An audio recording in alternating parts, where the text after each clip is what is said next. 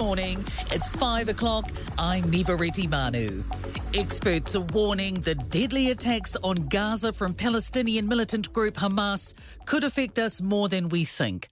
Dozens are believed to have been captured by Palestinian militant group Hamas, which has launched an attack from Gaza. The government says more than 600 Israelis have been killed. Palestinian officials say retaliatory Israeli airstrikes have killed at least 370 people in the Gaza Strip, with 2,200 wounded.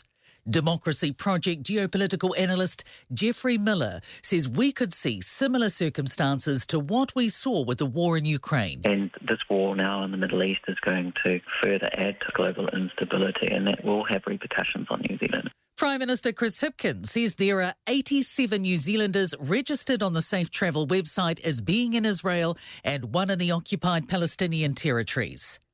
Kate Hawkesby, setting the news agenda on Early Edition. 13 past 5. Well, Israel has formally declared war on terrorist group Hamas.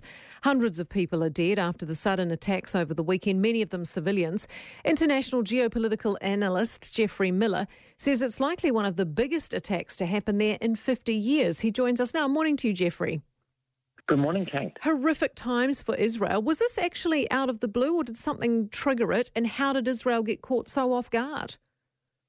Oh, look, of course, there are many long-term frustrations on the part of the Palestinians at the lack of a resolution to the conflict and a lack of a two-state solution that we desperately need. But to all intents and purposes, this attack did come out of the blue for Israel. Israel didn't see this coming at all, and it was a brutal, horrific attack of the likes we haven't seen for 50 years, since the Yom Kippur War of 1973. So 600 Israelis have been killed. Those are the latest figures this morning. Only 44 of those are actually military, as far as we know so far. So that means the vast majority of the Israeli victims were civilians, and this was a horrific, brutal attack on civilian targets. Many of these Israelis, women, children, concert goers, all kinds of civilians caught up in this who have been killed, wounded, or taken back to Gaza to be used as bargaining chips, as hostages. Oh, yeah, I mean, it's just horrendous. I just can't work out how Israel, with arguably the most extensive, well-funded intelligence in the Middle East, with informants and agents and, how they were caught so off guard with it. Yes, it will be seen as an intelligence failure, very similar to the Yom Kippur War of 1973, which was a surprise attack by Egypt and Syria.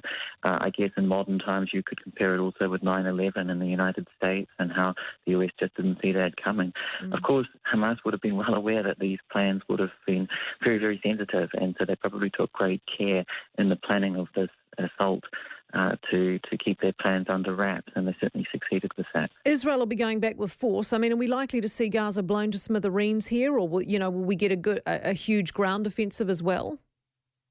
Well, effectively, Benjamin Netanyahu has promised that. He's promised to turn Gaza into rubble, and I think we will see a ground offensive, a ground invasion, if only because we've got around about 100 Israeli hostages being held there in Gaza. So there will be a huge desire on the part of Israel to get those Israelis back. And, I just don't think airstrikes will be seen as enough by the Israeli public here. So, it's the beginning of a long, difficult war. That's what Benjamin Netanyahu said, and I think we can take him at his word for that. Our government's response to it, Nanaia Mahu, to not condemning it right off the bat, I mean, that wasn't a great look, was it? No, to put it mildly. It was it was bizarre, to be honest, Kate. And, that was why Chris Hipkins had to come out with his own statement. That was not a joint statement, by the way, with the Foreign Minister that you might expect, in which he said that New Zealand unequivocally condemns the attacks. I mean, Nanaia Mahu belatedly came out with another post on X, formerly Twitter, in which she said that New Zealand utterly condemned the attacks, but it was a bit too little too late. But look, there is room for nuance here, and Israel is not perfect, as David Seymour said, and there's plenty to criticise about Israel's policies towards the Palestinians over the years.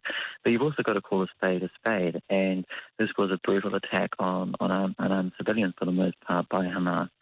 And, you do need to condemn that and not make excuses for Hamas.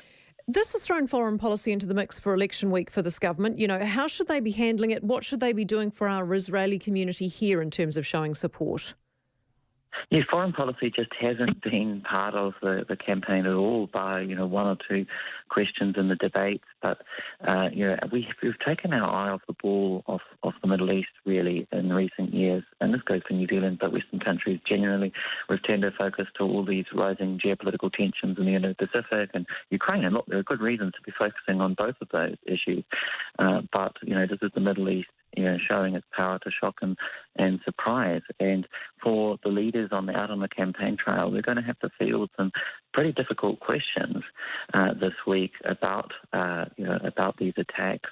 And there's all kind of potential to make gaffes here, as Nanaima Mahuta yesterday showed. So it will be a sensitive few days out there on the campaign trail dealing with foreign policy, which makes some of these other issues that we've been dealing with in the campaign probably look quite straightforward in comparison. Yeah, exactly. Jeffrey, thanks so much for being with us this morning. Jeffrey Miller, who is international geopolitical analyst.